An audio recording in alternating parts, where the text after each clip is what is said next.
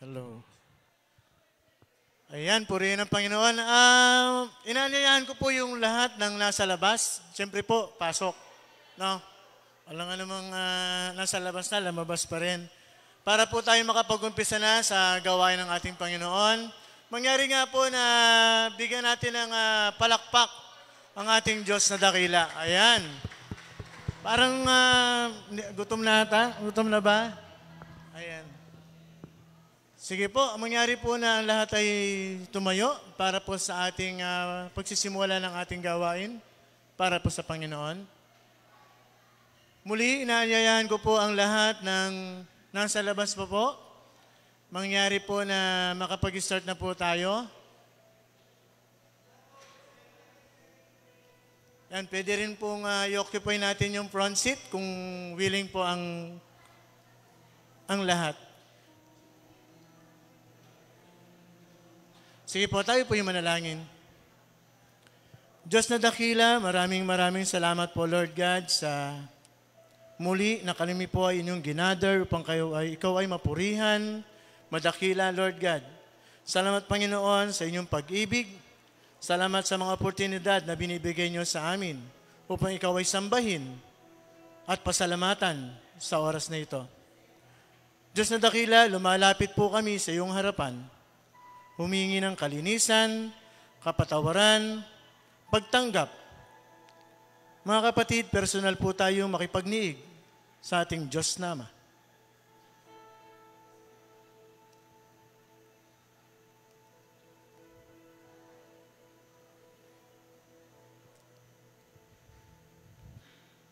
Maraming salamat po. Salamat po sa inyong pagpupuno, sa aming pagkukulang. Salamat sa inyong paglilinis sa aming karumihan. Salamat sa pagtanggap, sa inyong wagas at walang patakarang pagtanggap. Lord, maraming salamat po sa mga blessings na binigay niyo sa amin, mga guidance, pag-sustain niyo sa amin financially, emotionally. Maraming salamat po. Lord, nawa ikaw po manguna sa gawain ito. Ang lahat po ng gaganap sa inyo, sa gawain ito, Panginoon, ilid niyo po ang bawat isa mula sa mga aawit, tutugtog, sasayaw-man, maging ang inyong pong media at ang inyong tagapaghatid ng inyong mensahe. Bigyan niyo po siya ng knowledge at wisdom upang maihatid ang inyong mensahe sa inyong mga anak. At ito po ay aming matanggap, maisapamuhay, at pagpalain ang bawat isa. Lord, tinatagubilin po namin ang gawain ito. Nawa, Lord God, ikaw ay aming madakila, mapurihan at mapasalamatan sa pangalan ni Jesus. Amen. Para po sa ating scriptural reading, mula po sa Job, chapter 19, verses 25, 26, and 27, I know that my Redeemer lives, and that in the end He will stand on the earth. And after my skin has been destroyed, yet in my flesh I will see God. I myself will see Him with my own eyes, I, and not another.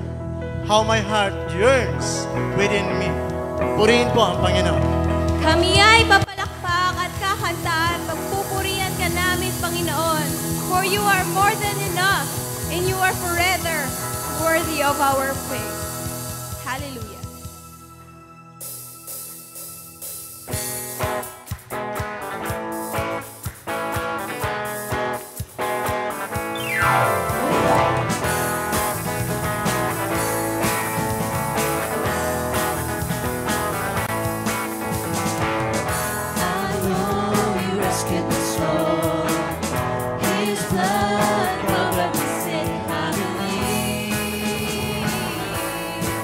I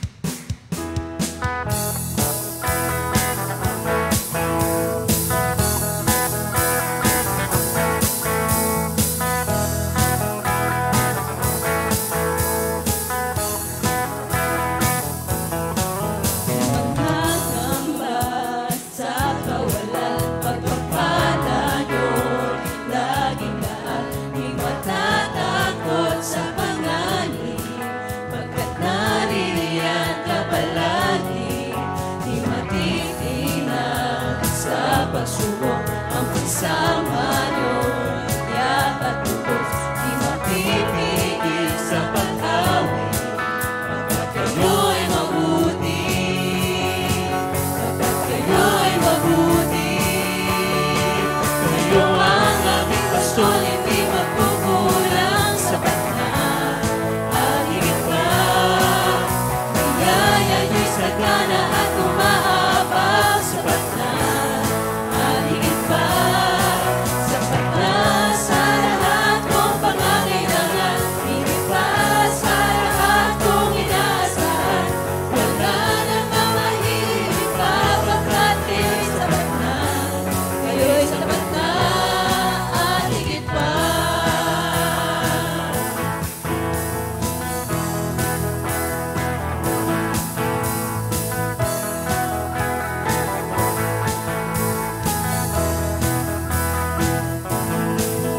Magkakamba sa kawalan, pagpapala niyo'y dahil lahat, di matatakot sa pangalan. Pagkat nariyan ka palagi, di patitinag sa pagsubok. Ang kasama niyo'y tiyak at lubos, di mapipigil sa pag-awi. Pagkat kayo'y mabuti, pagkat kayo'y mabuti. Kayo ang aking pastor, hindi magkukulang, sapat na at higit pa. Biyaya niyo'y sagana at umaapaw, sapat na at higit pa. Sapat na sa lahat kong pangangailangan, higit pa sa lahat kong inaasahan. Wala nang mamahilig pa, pagkat kayo'y sapat na, kayo'y sapat na at higit pa.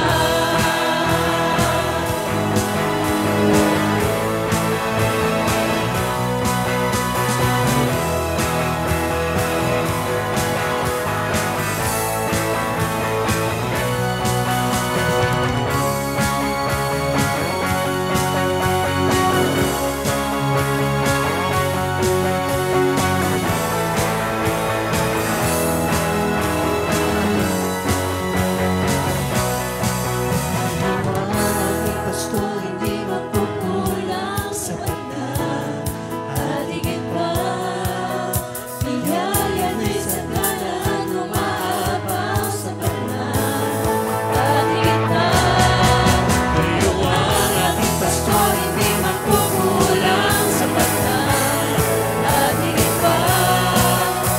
Biyaya niyo'y sagana at umaapaw, sapat na at higit pa.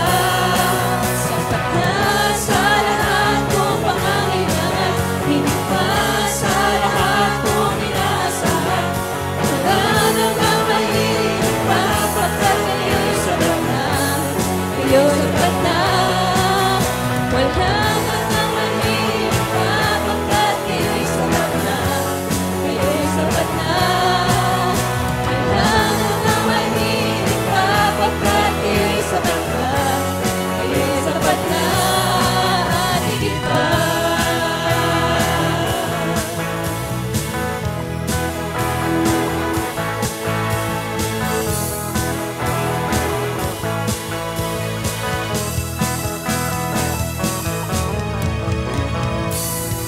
Tunay nga, Panginoon, na biyaya niyo ay sagana at umaapaw.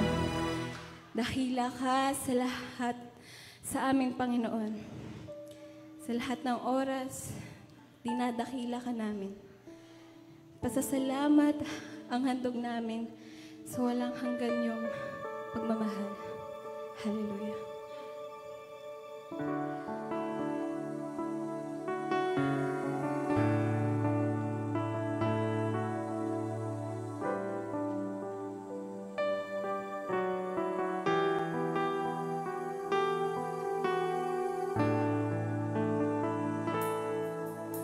Kayo lang ang pag-asa ko, tanging kayo ang buhay ko, Jesus.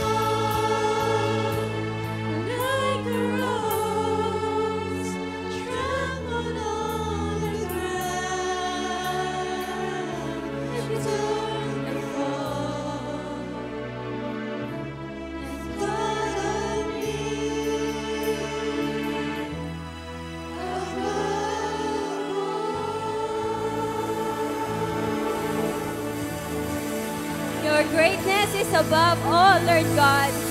Kung kaya't patuloy namin itataas at pagpupurihan ng kaluwalhatian nyo. May everyone become a channel of your blessings. In Jesus' name, we pray.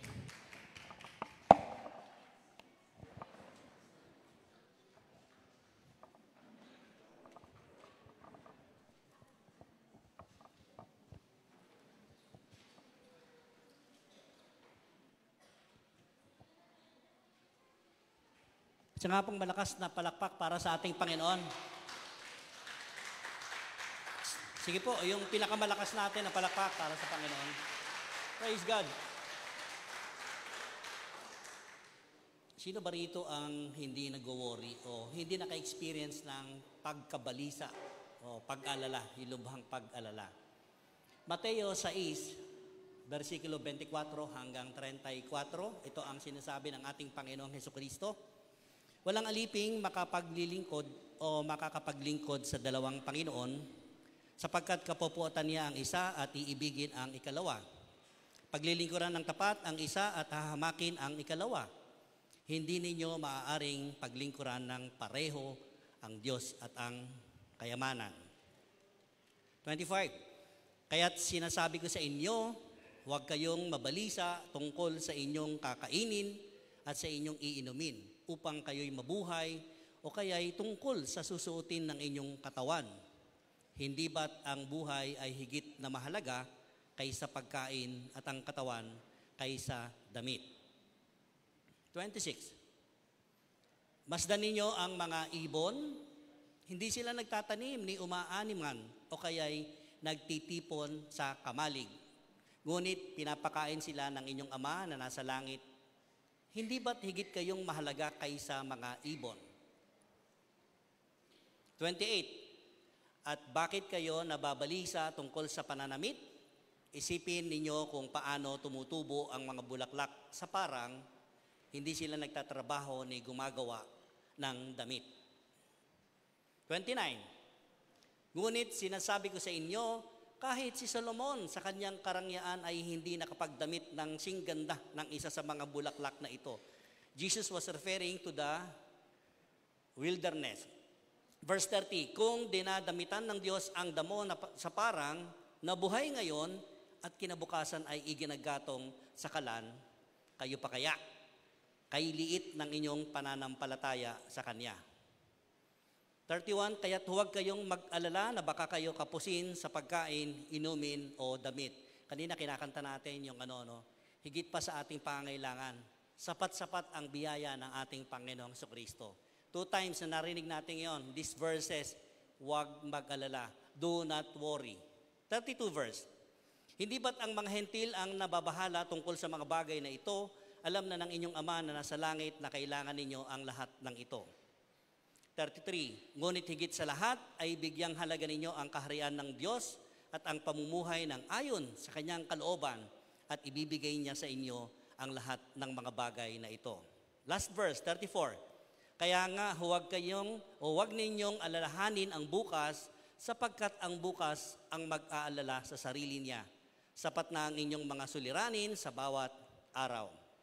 Kapag binulay-bulay natin itong Matthew chapter 6. It was a sermon on the Mount of Jesus Christ. Nagturo siya sa Mount Olivo ng panahon na ito eh. At ang kanyang mga first listeners, syempre yung kanyang mga disciples. And even the people, yung mga Hudyo na sumusunod sa kanya, nakarinig ng mga bagong katuruan. Kasi hirap na hirap sila sa pagsunod sa batas. Now itong si Panginoon, nagbigay siya ng katuruan na something that is different sa kanilang mga pandinig. 3 times po binanggit ng Panginoong Jesucristo dito, do not be afraid. And we know that the fact we are familiar, kapag sa Bible nababasa natin, do not be afraid, do not fear. Yan yung mga words na galing sa Panginoon. At makikita natin, ano ba talaga yung ibig sabihin ng do not worry? And first of all, mga kapatid, ang nagsalita rito si Panginoong Hesukristo mismo at siya ang nagturo talaga na do not fear, hindi lang tao. So kailangan natin ma-mention, sa King James Version, ang tinranslate nila sa do not fear o do not worry, take no thought. Take note kasi nandito lahat sa pag-iisip natin. Now, may dalawang bagay sa pag-iisip natin na pwedeng maghari. Yung take note thought, para siyang anxiety or mahulog ka ron sa worry. Di ba tayo naman nakakaranas tayo ng worry? Kaya tanong ko kanina, sino ba rito ang walang worry sa buhay? Ngayon, kung wala kang worry sa buhay, perfect ka, kapatid. Salamat sa Panginoon. Pero lahat tayo nakakaranas tayo ng mga yan. Kaya pag may worry ka, di ba, tayo, pagka walang worry ang tao, hindi ka nakikipagbaka sakali. Or yung mga circumstances sa buhay natin, hindi natin inaalala. But because we have the fact that Jesus Christ, our future, siya yung future natin eh. Jesus Christ holds the future. Siya yung may hawak ng future natin. Yung future natin, wala tayong kasiguruhan dyan. Kung minsan nga, hindi ka umaabot sa future mo eh. Gumagraduate ka na eh. Pero kapag ikaw ay naglagak ng pagtitiwala sa Panginoon, maganda ang magiging kinabukasan natin. Our God is the greatest thinker. Siya yung Diyos na magaling mag-isip, magaling magplano sa mga buhay natin. At napakaganda ng plano ng Panginoong Jesus sa atin. Before the foundation of the world, ang kanyang mission talaga, to save people. Isalba tayong lahat doon sa kapahamakan. That's why, ang sabi niya, don't worry, do not worry. Yung do not worry naman, it doesn't mean naman don't care, wag ka na mag-alala sa future mo, wag ka na magtrabaho. Hindi yun ang ibig sabihin ng Panginoon. Ang gusto niya ipakita sa atin, Jesus Christ was full of compassion for every hurting people. Lalo na kapag tayo nababalisa, di ba? Lalo tayo pag nasasaktan tayo. Yan yung mga concern ng Panginoon sa atin. Ang gusto niya, pangalagaan tayo, ingatan tayong lahat. But what is the worry? Pag tingnan natin yung picture, ako pag dinescribe ko yung worry sa atin, alam niyo yung parang napunit na papel. Stir up. Napunit na papel. When you take a look the picture, pag tingnan natin ang taong warrior po ang dami po niyang mga iniisip na mga negative particles na pwedeng ma-absorb ng utak natin, kaya bumabagsak ka sa anxiety. Kung minsan, di ba, punong-puno ka ng paano, if.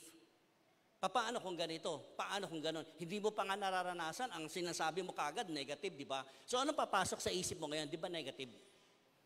On the other hand, pagka positibo ang tao, positive din ang papasok sa kanya.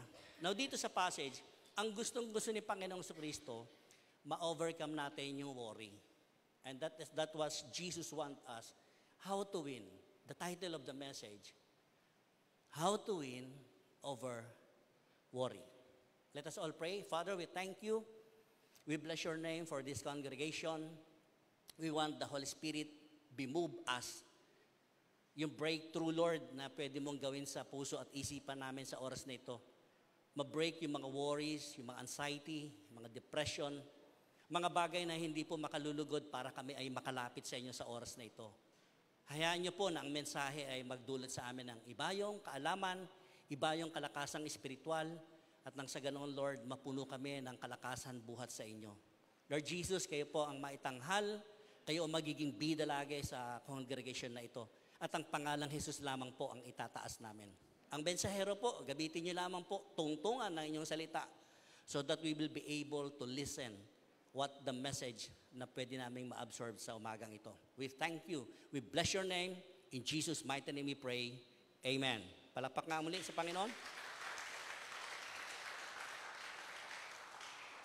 Now, tingnan natin what to do in order not to worry.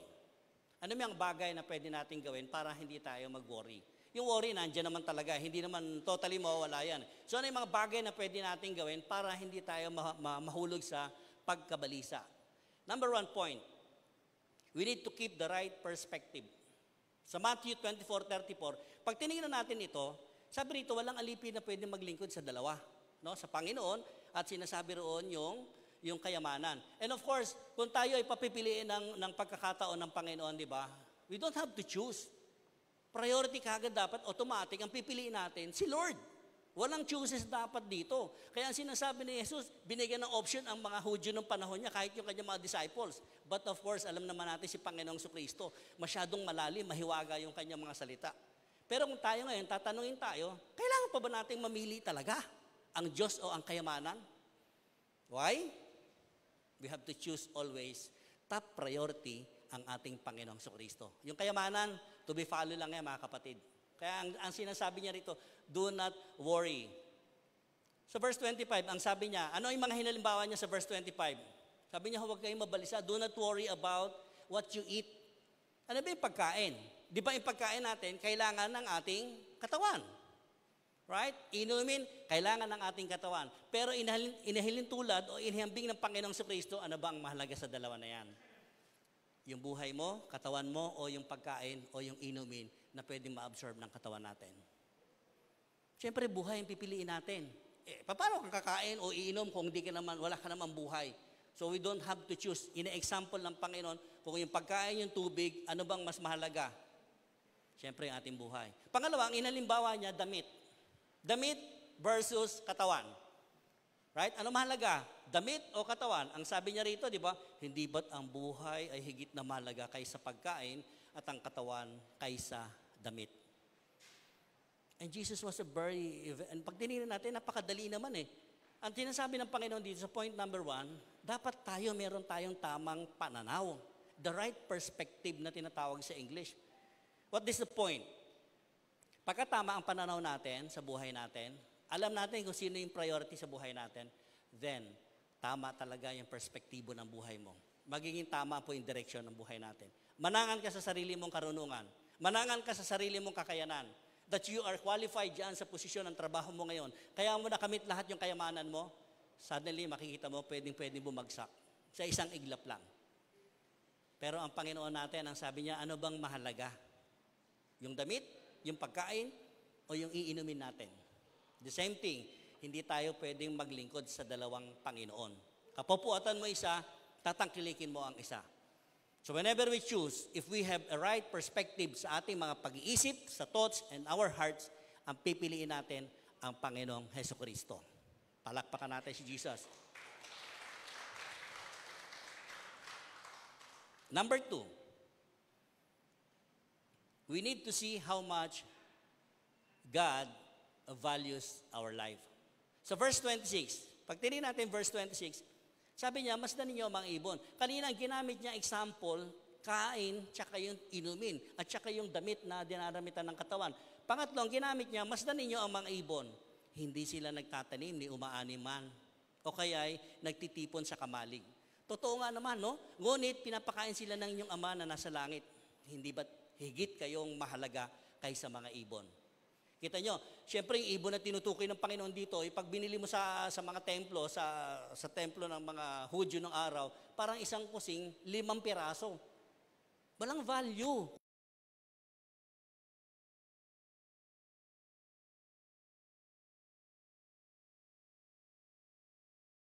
Yung gabi, ginagawa nating umaga.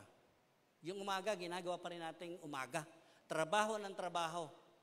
Pero dito ay example ng Panginoon, di ba? Ibon. Hindi sila nagtatrabaho, hindi sila nag-iipon ng kanilang makakain, hindi sila pinag-aalala ng Diyos Ama. Tayo pa kaya, ang sabi niya, hindi ba't higit kayong mahalaga kaysa mga ibon? Na kapag tinignan natin, oo nga no, kailangan makita lang talaga ng tao kung gaano tayo binavalue ng Panginoon. Jesus loved us so much, mga kapatid. Mahal na mahal po tayo ng Diyos. Alam niyo ba, yung itwinkle of an eye ng Lord, hindi nawawaglit sa atin. Baka akala ninyo natutulog ang Diyos. Sa anumang ginagawa mo o hindi ka gumagawa, natutulog ka, nagtatrabaho ka, ang Diyos nakikita ang lahat ng ginagawa natin. And that is what we are valuable in the eyes of God. Sabihin mo nga sa katabi mo, mahalaga ka sa Diyos.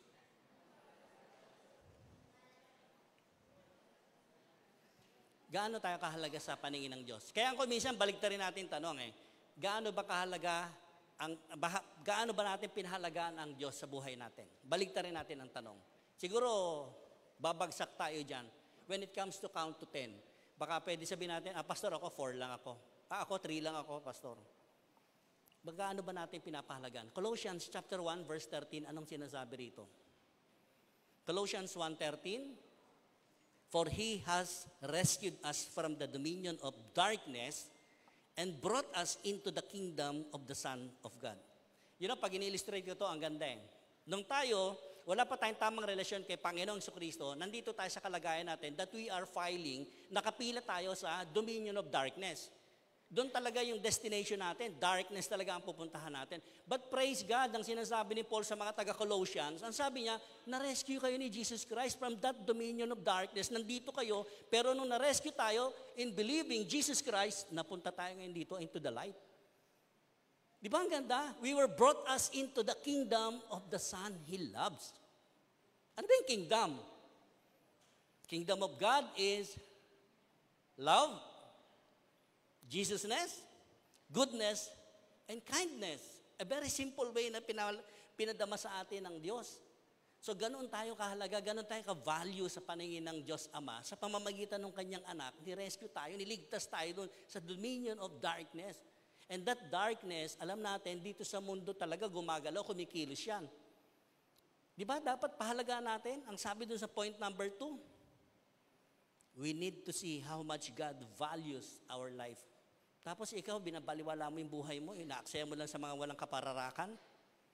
Kingdom of God is love. Nandiyan lagi yung pag-ibig ng Diyos. Kaya nga siya namatay dito sa krus ng Kalbaryo because of His unconditional love na hindi natin mapapantayan kahit kailan. Pero salamat sa Panginoon. Laging sinasabi ng Biblia, whoever believes in the light will never work in darkness. Palakpakan niyo nga si Panginoong Jesus. Di ba napakaganda? Alin? Kung tayo lang, sabihin natin, babaguhin ko yung buhay ko, wala rin naman na bago eh. Siguro 1 month, 2 months, pinakamatagal, 1 year, after 1 year, balik ka na naman sa darkness, sa buhay mo. Pero salamat, we were all rescued from that dominion of darkness into the light, the Son of God, which is Jesus Christ, na makikita natin, there is love, kindness, and goodness. Di ba, pagka sinusuri naman tayo ng mga kapitbahay natin, yung mga tao sa labas, di ba? Anong tinitingnan sa atin? Di ba lahat ng kamalian natin? Right? Hindi nila tinitingnan yung mga tamang ginagawa natin. They are counting. Ano yung maling ginawa mo, kapatid? At kapag binilangan ka ng kapitbahay mo, ayan ang sinasabi ko. Alive pa sila, born again daw sila. Lahat po ng kamalian yan ang pinupunto sa atin ng mundo. Because they were in the darkness of this world. But praise God, Jesus Christ, sinalba tayong lahat dyan. Point number 3. We need to recognize that worry is a waste. Verse 27, sabi dito, kailangan daw i-recognize natin, kapag nagwo-worry tayo, basura lang yan. Bugawin mo yan, kapatid. Bugawin natin yan. Pag dinadapuan tayo ng sobrang pagkabalisa, pag-alala sa buhay, bugawin natin. Pwede siyang dumapo, pero huwag niyong pababayaan na ang ibon ay nangingitlog na sa inyong thoughts, sa inyong isipan. Bugawin din. Wala siyang karapatan. Ang sabi niya, 28, at bakit kayo nababalisa tungkol sa pananamit? Isipin ninyo. Verse 27, sorry. Verse 27.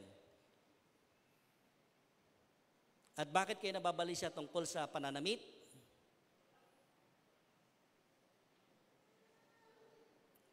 Isipin ninyo kung paano tumutubo ang mga bulaklak sa parang, hindi sila nagtatrabaho ni gumagawa ng damit. Ibig sabihin ng Panginoong Jesucristo rito, yung mga bulaklak nga ay tumutubo eh. At pagka tumubo sila ng bulaklak sila, nagagamit pa sila sa mga damit ng tao. At pwede naman talaga. Eh bakit mo ikabalisa ngayon isusuot mong damit? Sabi ng Panginoon. Yung isusuot mo, mismong siya ay namumulaklak, tumutubo, hindi siya nagtatrabaho. Eh sino nagpatubo ng lahat niyon? Eh di ang Diyos Ama sa langit. Yan yung pinupunto ni Panginoong Jesucristo sa mga Hudyo ng panahon niya. Kasi people are so worried about their lives. Marami silang worry sa buhay nila. At sa panahon natin naman talaga, ang dami yan eh. Totoong-totoo yan eh. So point number 4. Another thing, point number 4. Sabi ko na point number 3 natin, worry is a waste. Basura yan. That itinuturing natin, nire-recognize natin, mag-worry ako ngayon. Tapon sa basura to. It is a waste. Palit ng pag-iisip. Number 4, we need to trust in God's care for us. 28 to 30. Isa sa tinuring niya rito, yung parang, yung bulaklak.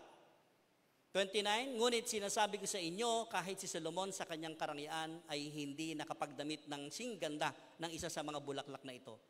Siguro pa, tinuturo ng Panginoon yung parang, yung maraming bulaklak, ang ganda sa paningin. Talagang bulaklak talaga sa paningin. At ginamit niya rito si Haring Solomon. Si Haring Solomon ay isa sa mga richest king ever na itinalaga ng Diyos ng panahon niya. Kita yung sabi ng matatalinong tao. Ang sabi ng wise man, a lost person looks at nature and can't see God. Yung matalinong tao raw, kahit tingnan niya ang paligid, ang mundo na napakaganda ng creation ng Lord, hindi niya makita yung nag-create. While on the other hand, yung saved person, yung niligtas ni Kristo Jesus, nanampalataya kay Kristo Jesus, pagka tinignan niya ang nature, hindi niya lang makita yung nature ng ganda. Okay? Ang nakikita ng saved person, ang Diyos na naglikha ng lahat ng nakikita ng kanyang mata. And all of us, we were created according to the image of our God. Tayo isa sa doon. Pag tinignan mo yung kapwa mo, di ba? Pag tinignan mo yung katabi mo, di ba? Created by God yan. Napakaganda ng katabi mo. Sige nga, tingnan mo yung katabi mo. You were created by God. You were created by God. Noong araw, 2004, nung nag-abroad ako, sabi ko, pag nag-abroad ako, lutas ang problema ko talaga. No? Kasi pag abroad ng araw, ang isipan natin, di ba, ayahay na ang buhay nyo. Mapapatapos mo yung mga anak mo, gaganda ang bahay mo, magkakakotse ka, magkakaroon ka. Puro karangyaan ang iniisip. Alam nyo, na dumating ako doon, mas naging warrior po ako. 2004. Uwi ka agad ako ng Pilipinas kasi homesick ako eh. Uwi ka agad ako, 8 months pa lang, umuwi na ako. Nakikipag-away, nakikipag-bargain ako doon sa supervisor ko. Gusto ko itaob yung mesa, pauwi nyo ako, homesick ako. Okay, tanggalin nyo na ako rito. Siga, ano? Sigang-siga. Gusto ko itaob yung mesa, kung ayaw lang pauwiin, gagawa ako ng problema para pauwi na lang ako ng quiet. Pero hindi po yun ang nangyari. Napauwi naman ako, niloob ng Lord. But pagbalik ko, 2005, doon po ako nag-umpisa na makakilala sa Panginoon. May mga Pilipino doon na kasi accommodation eh, puro lalaki lang, isa accommodation. May mga nagba-Bible study, pumupunta sila sa mga room, no? Yung kwarto room, may mga butas na maliit. Yung titingnan mo muna kung sino nasa labas pagka nag-doorbell sila. Makikita mo kung sino nasa labas. Now, pag sinilip namin gano'n, pag sinabi sa akin, Master, may dalang mga manok. Sino yun? Mga nagba-Bible study. Alam niyo, manok sa quiet, ang lalaki. Ang sarap, yung grilled chicken, ang sarap nun. Papasukin natin, sige, para malibre tayo sa pagkain. Tingnan nyo, ha? Para malibre kami sa hapunan namin, papapasukin namin yung kahit na magsalita sila na magsalita about the Word of God, basta kami, libre kami sa pagkain. Yun yung pananaw ko eh. First day, lasing pa ako. Sabi ko, tamang-tama, pag may natira dyan, pulutan pa natin yan. Manok eh. The second week, bisita uli sila. Tingin, Master, nandyan na naman sila.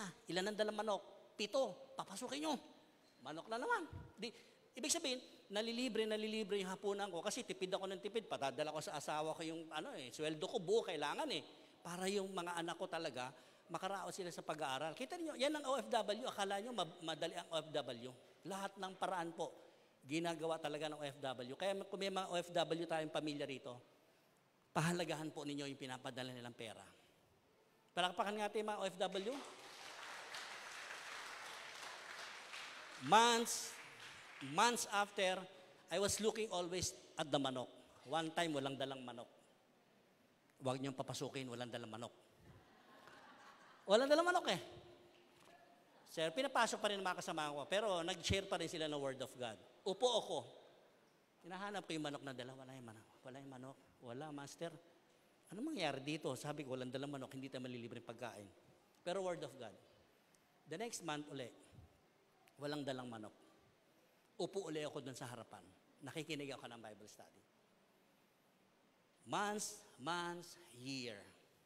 Hindi ko na hinahanap si manok. Why? Because Jesus Himself nagpakilala sa akin. Nakita niyo yung turn ng buhay natin, di ba? Manok, ano ba may manok? Di ba? Pero si Jesus, kaya niyang gamitin ang lahat ng bagay. And that was the time nakakilala ako sa Panginoon. Yun ang nangyari din po sa akin. Yung pagka ako nagba-Bible study, ang dami kong dalang manok. At yung dadalang ko ng manok, natutuwa sila. Ngayon, lahat na nakakakita sa manok, nakita si Jesus, nakakilala kay Panginoong Jesucristo. 1 Peter 5:7. Anong sinasabi ng versikulo na ito? Napakaganda. Very simple. 1 Peter 5:7. Anong sinasabi? Cast all your anxiety, cast all your cares, sa ibang salin, on Him. Kanino? Kay Jesus. Because He cares for you. Totoo yan. Sa panahon na wala ka na makapitan, wala ka makita, parang walang liwanag, pagka ikinast mo naman talaga, inilatag mo. Lagi kong ina-example yan, yung latag, yung parang damit mo, huhubarin mo, ilalatag mo sa sahig. Ibibigay mo dito sa Panginoong Jesucristo. Yung surrendering talaga ng buhay mo. Yun yung maganda. Cast all your anxiety, your burdens. Because kung merong nagmamalasakit sa atin dito, hindi yung pastor lang. Si Jesus po, Kayo mga nakaupo dyan, alam ni Jesus kung ano yung pangangailangan ninyo. Di ba kung minsan yung pangangailangan natin, pag binigay, tinugon ng Panginoon sa Kristo, higit pa ron sa hinihingi mo, yung makakamtan mo. Just like the Solomon, nung humiling siya, karunungan lang, ano ibinigay? Kayamanan, paghahari, health, lahat, nakamit niya. And you know what? Ang pinaka-exciting sa Panginoon, yung relationship natin, yung hindi mo hinilingin, kapatid, yung hindi mo hiningi sa Panginoon, yun na ibibigay sa iyo. Kaya yung kinanta natin kanina, higit pa sa pangangailangan natin, higit pa ron ang ibibigay ng Panginoon. Kung nalulungkot ka, humingi ka ng kasiyahan. Kung nababagabag ang puso mo, humingi ka ng comfort. And we know that the fact, ang laging invitation ni Jesus Christ sa atin, come to me, all of you who are heavily laden. Kasi lahat naman tayong tao, puno tayo ng bigat eh. Nakakita na kayo ng pumapanik ng overpass. Lalo na yung mga OFW, pag galing dito sa Pilipinas, di ba, minsan maraming padala, no? Maraming padala. Bukod sa hand carry mo na 7 kilos lang, and then yung dalawang maleta mo na nagkakatimbang lang ng 40 kilos, minsan pagbalik doon, ang dami, 120. So over baggage ka, ang bigat. Tapos papanik ka ng overpass, tatawid ka rin sa kabila. Makakayang bandalin lahat yon, di ba? Hindi. Ang pwede mo lang gawin, baba mo yung isa, bitbitin mo isa, panik ka ulit hanggang sa kabila. Babalikan mo yon. So ano mangyari sa atin? Pagod. Napapagod ang tao. Kaya ang Panginoong Kristo, ang invitation niya, come to me, I will give you rest. And you know, ang gustong rest ng Panginoon sa atin, unang-una, yung worry po natin. Cast all our cares upon Him because He cares a lot for us. Number 5. Point number 5. Yes. Put first things first. Yung sinasabi ko kanina, minsan sinasabay-sabay natin sa buhay natin, hindi naman natin talaga kaya. Ang sabi dito ng Panginoon, unahin mo yung kung anong pwedeng unahin. Huwag mong pagsabayin lahat. Sa 30 to 31. O 31 to 33. Kahit huwag kayong mag-alala na baka kayo kapusin sa pagkain, inumin o damit. Binigay niya example, di ba? Kung yung mga ibon, mahalaga eh. Tayo pa kaya. Hindi tayo kakapusin. Kahit kailan, hindi tayo pagkukulangin ng Panginoong Hesukristo. Kapag tayo ay nakafocus sa Kanya, meron tayong right perspective at ina-encourage natin, nare-recognize natin that worry is a waste, basura yan, that God is taking care of us. Alam niyo, mga asawa natin, kahit mahal na mahal tayo yan, hindi hanggang dito lang naman yan eh. Pero ang Panginoong Jesus, hindi tayo iiwanan. Mamahalin at mamahalin tayo ng Panginoong Jesucristo. Verse 32, hindi ba't ang mga hentil ang nababahala tungkol sa mga bagay na ito? Alam na ng inyong Ama na nasa langit na kailangan ninyo ang lahat ng ito. Tatlo binanggit niya, pagkain, inumin, daratmin, yung damit natin. So yun yung mga basic na sinasabi ng Panginoong Jesucristo. Bakit tayo mag-aalala nga naman? Kung yung mga hentil, sila lang yun, yung mga walang pananampalataya, ang sinasabi ng Panginoong Jesucristo. Now that we know that Jesus is our God the provider, dapat din na tayo nag-worry. Not just only, huwag ka na mag-worry ha. Yung worry nandyan lagi. Hindi sinasabi ng Panginoon, huwag ka mag-worry sa mga sirkumstansya, sa mga pangarap mo, sa mga plano mo. Meron yan eh. Pero ang sinasabi lang niya, pagka nakafocus ka sa akin, anak, malalaman mo kung ano ang top priority ng buhay mo. Sa 33, masyadong gasgas yung verse na ito sa 33. Seek ye first the kingdom of God and His righteousness, and all things shall be added unto you. Masyadong gasgas yung verse na ito. Pero pag tinignan natin, ayun pala ibig sabihin nun, nakita niyo yung priority ng Panginoon. Kapag tina-priority natin si Jesus, maliban sa lahat ng bagay, you know, yung the rest will be in order. Aayusin po ng Panginoong Hesukristo. Walang bagay na hindi kayang ayusin ng Panginoon sa buhay mo, kapatid, sa buhay ko. Lahat ng bagay, kaya niyang ayusin. Because He is God of order. Palakpakan natin si Panginoon.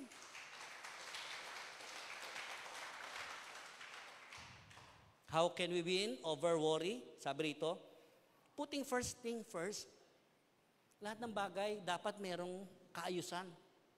May priority ka. Pag pinriority mo si Panginoon Jesus, sabi niya, all things shall be added unto you. Idadagdag lang niya. Alam niya talaga kung anong kulang sa atin eh. Kaya kung minsan hindi natin ma-apply ito sa mga personal na buhay natin. Kasi, yun nga, ang daming bagay na sinasabay-sabay natin. Napakalinaw naman sinasabi ng verse.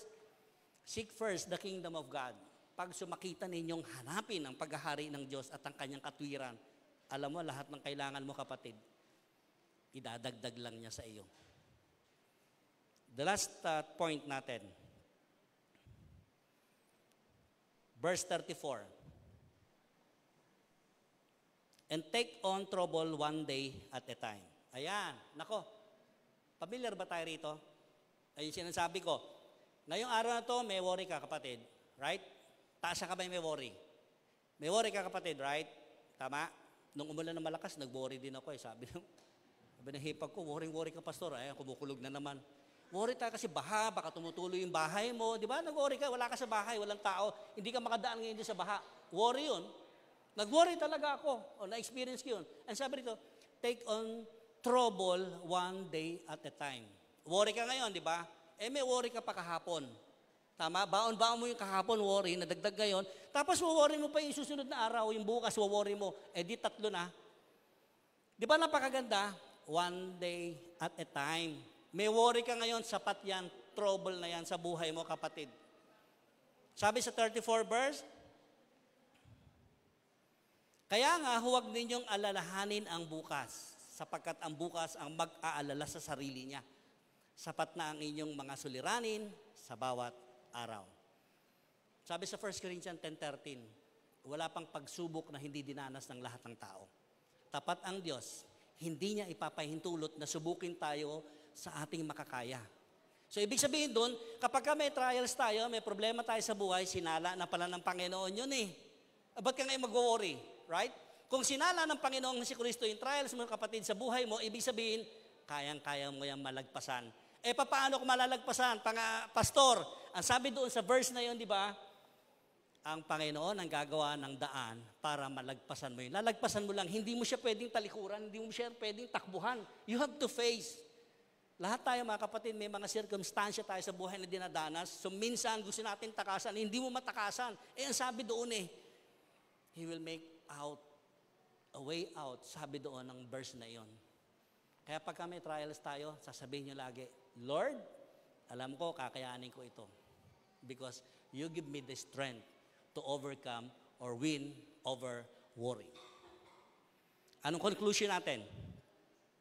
Don't worry about tomorrow because it's more than you can handle. Tama, hindi natin ma-handle talaga kapag dinagdagan natin ng worry.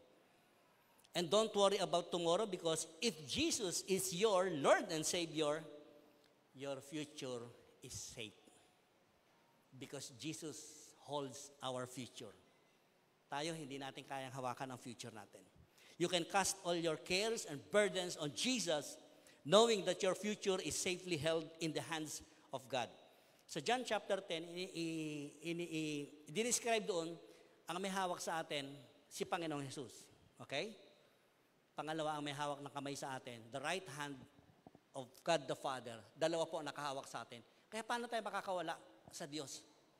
Maliban na lang na ikaw ay tumakas, lumayo. Kaya lagi ko sinasabi, totoo no, kapag ka tayo'y tumakas, lumayo sa presensya ng Diyos, anong maasahan natin? Mawawala po ang protection ng Diyos sa atin. Ayun na, magsisimula na, magkakawindang-windang ang buhay mo. Bakit kailangan pa natin danasin yun? Now that we are in the hands, our future in the hands of Jesus Christ, wala na tayong dapat alalahanin pa. Nandoon na tayo sa kamay ni Jesus Christ. And yes, we will be worried at times. Totoo naman, nag-worry din tayo. But we don't have to stay worried at all.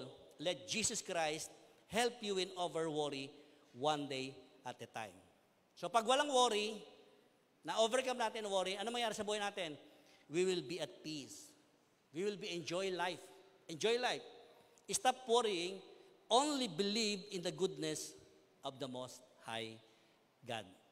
Tayo pong lahat ay yumuko sa presensya ng Panginoon. Father, we thank you again and again. Salamat po sa pagpapaalala sa amin na huwag kaming mabalisa sa anumang bagay.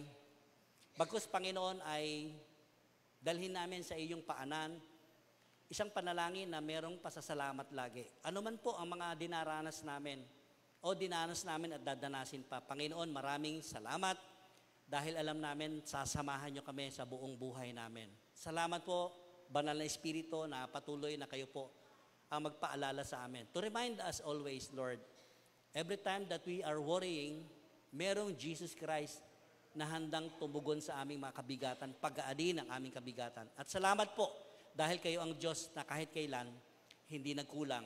At kahit kailan, hindi kami pagkukulangin. Purihin ka, sambahin ka, sa pangalan mo lang, Panginoong Jesus. Amen.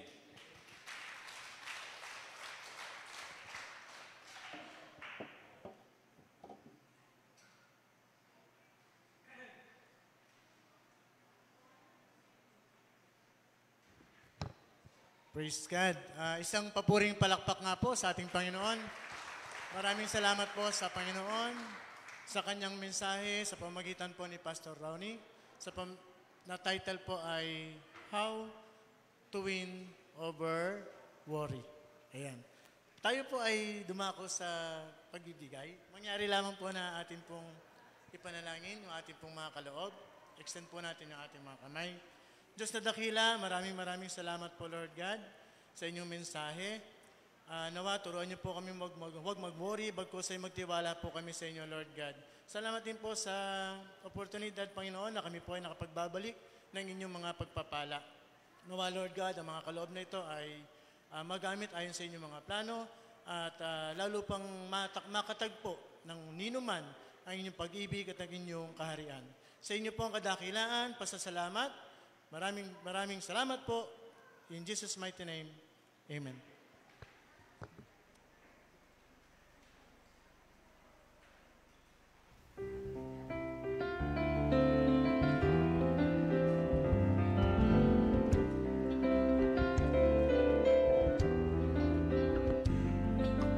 Aking mga kamay, nagkahandog tanging alay, mula sa puso ko'y tigil, masasalamat na hatid. Upang salita niyo ay malaganapin, mapalawak ang makalangit, tatawagin. Tinig na umaawi, puri ang inihahati, masasalamat ang sinasabi, palagay walang Okay, meron po tayong ilang announcement. Yung pong Everybody's Worship every Wednesday, 7:30 p.m. Ini-invite po ang lahat na umatin po every Wednesday, 7:30 p.m. Dito rin po sa bulwagan ng Panginoon, dito po sa Day by Day San Pedro. Doon po sa mga nais magkaroon ng sambahay, mga Bible study po, maaari po kayo makipag-ugnayan kay Pastor Ronnie o kung hindi nyo man po siya matagpuan for a while ay pwede rin po sa mga elders, kila Brother G, basta po yung mga elders po, sila Brother Bing, yan po. Kung gusto nyo lang po na magkaroon kayo ng magkaroon kayo ng sambahay or magkaroon kayo ng Bible study. Ang Day by Day San Pedro po ay magkakaroon muli ng 30th anniversary on June 23. Dito po ay gaganapin sa Pasita Astrodome. Yung details po siguro nito ay pwede nyo rin po tanongin ang mga elders. At malamang naman po, every time na may service tayo ay magkakabibigay pa po ng mga detalye. So, ini-inform lang po kayo na make yourself available that day, 23rd of June. Definitely Sunday po ito. Doon po tayo sa Pasita Astrodome. Meron din po tayong Women's Fellowship after the second service. Ayan, so yung mga women's po dyan, pwede po kayong, ina-encourage po kayong umattend after the second service. Mamaya po ito. Most likely after siguro mag-lunch. Then, kung di po ako nagkakamali ay mayroon pong abot kaloob ang youth. Nagkaroon po sila ng abot kaloob sa Santa Rosa, Parola Santa Rosa, Laguna. Kung di po ako nagkakamali ay kahapon. Meron po tayong ipapakita na video presentation na ginanap po noong sa kanilang pagkakaloob sa Parola Santa Rosa.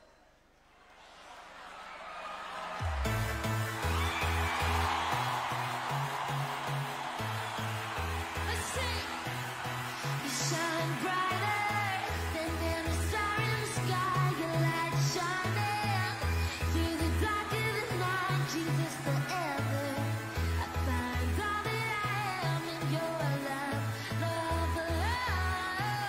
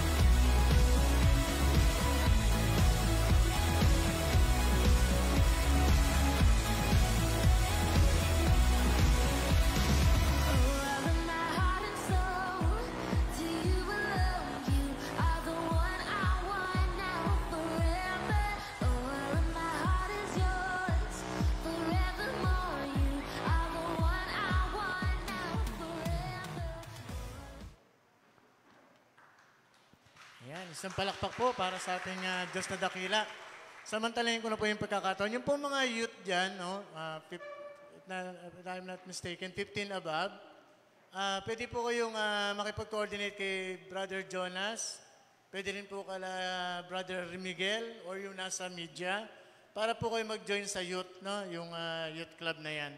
Napakalaking benefits po. Yung pong mga parents natin dyan, i-encourage po natin yung ating mga kabinataan at mga kadalagahan. Kaya po, marami po silang matututunan at ma-practice po natin mag-serve sa ating Diyos na dakila. Okay? Meron po tayong first-timer. Kung pag tinawag ko po yung name nila, mangyari lamang po na tumayo para ma-acknowledge.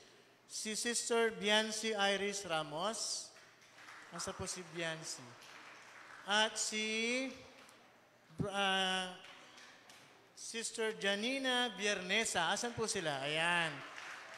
Purihin ang Panginoon. Palakpakan po natin ang Diyos na dakila. Welcome po sa Day by Day San Pedro.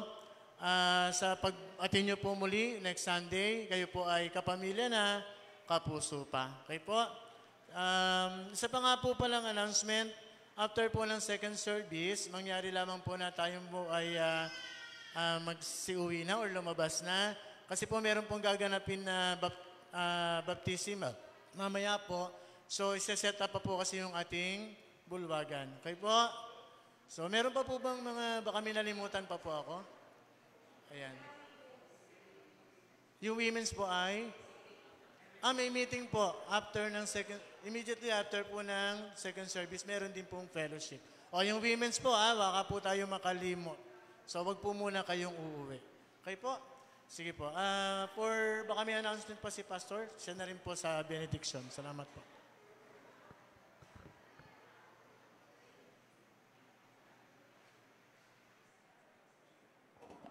Okay, after na, isang palakpak na malakas palakpak sa Panginoon.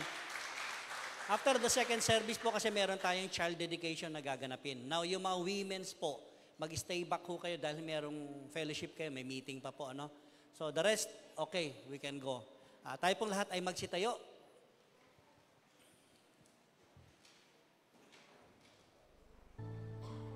Loobin mong buhay ko'y maging banal mong tahanan.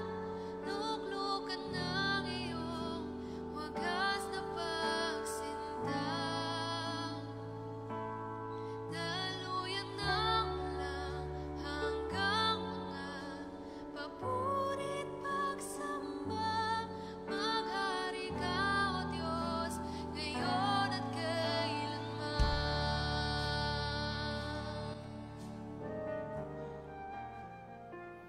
Ama naming Diyos na dakila sa aming buhay, Diyos na mapagmahal, Diyos na mapagpatawad, Diyos na mapagtanggap sa kabila ng aming kakulangan, kahinaan, kasalanan, handa nyo kaming patawarin at punuin, palakasin sa aming mga kahinaan. Maraming salamat, Panginoon, sa pagpapaalala sa amin na ayaw mo kami nag-worry na babalisa. Salamat sa mga salita mo na pwede naming mabaon to mold us more into your likeness, Jesus. We know that the fact, Lord, ang gusto mo sa aming buhay ay pag-aanin, kapahingahan, to comfort us. Bigyan kami ng isang pag-aaruga tulad ng isang tunay na ama. At ngayon, Panginoon, aming inilalatag sa iyong paanan ang anumang uri ng kabigatan na meron kami o alalahanin sa mga buhay namin. Sa pangalan mo lang, Panginoon Hesukristo, salamat po dahil makakasumpong kami ng tunay na pagpapahinga galing po sa inyo. Purihin ka dahil alam namin, O Diyos, na hindi namin kaya sa sarili namin. And we can depend on you, Lord Jesus. At habang kami dumidepende sa inyong kapangyarihan, doon mas lalo naming nararanasan, nararamdaman na ang tunay na pag-ibig ng aming Panginoong Kristo ang siyang patuloy na manguna sa aming buhay. Kaya mula sa bulwagang ito, akin pong itinatalaga ang aking mga kapatid sa pananampalataya. Tanggapin ninyo ang bendisyon mula sa Diyos Ama na ipinadama ang kanyang tunay na pag-ibig sa ating Panginoong Kristo at sariling tagapagligtas, maranasan ninyo mga kapatid muli ang pag-ibig, kagalakan, kapayapaan at ang pakikipisan, kaaliwan ng banal na Espiritu na sumasa atin. Ito po yung samot dalangin namin. In Jesus' name we pray. Amen.